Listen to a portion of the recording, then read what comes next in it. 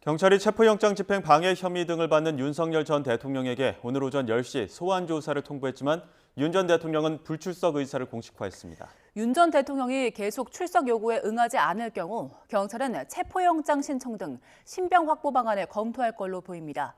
취재기자 연결해서 자세한 내용 알아봅니다. 이현정 기자, 윤 전 대통령이 오늘 경찰 조사에 나오지 않기로 한 거지요?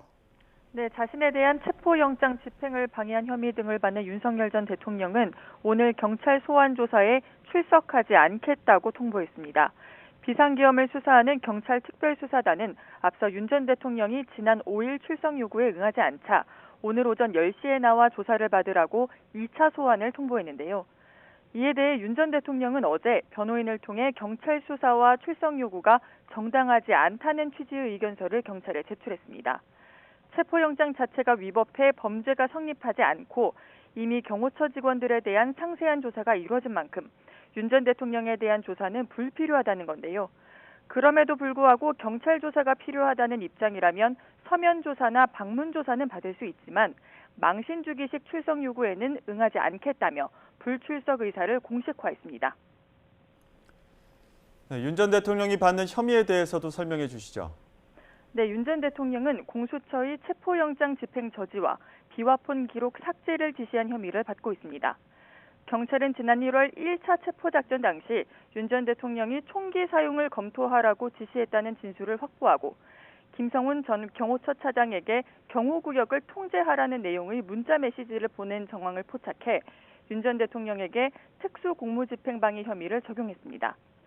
윤 전 대통령은 또 지난해 12월 7일 김성훈 전 대통령 경호처 차장에게 곽종근 전 특수전사령관과 여인영 전 국군방첩사령관, 이재누 전 수도방위사령관 등 군사령관의 비화폰 정보를 삭제하라고 지시한 혐의도 받고 있는데요.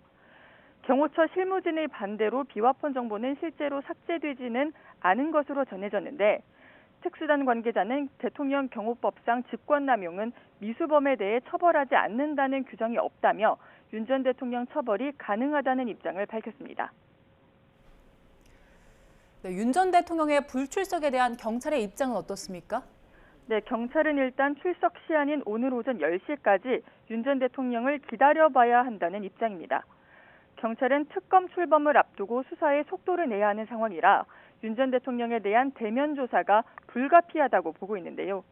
윤 전 대통령이 예고한 대로 오늘 조사에도 나오지 않는다면 조만간 3차 출석을 검토할 것으로 보입니다. 일반적으로 수사기관은 3차 소환 통보까지 한 뒤 불응할 경우 체포영장 신청 등 신병 확보에 나서는 만큼 경찰의 앞으로 대응도 주목됩니다. 네, 이런 가운데 경찰이 정진석 전 비서실장에 대해서도 수사에 착수했다고요? 네, 경찰은 정진석 전 대통령 비서실장이 대통령실 PC 등을 무단 파기했다며 고발당한 사건에 대해서도 수사에 나섰습니다.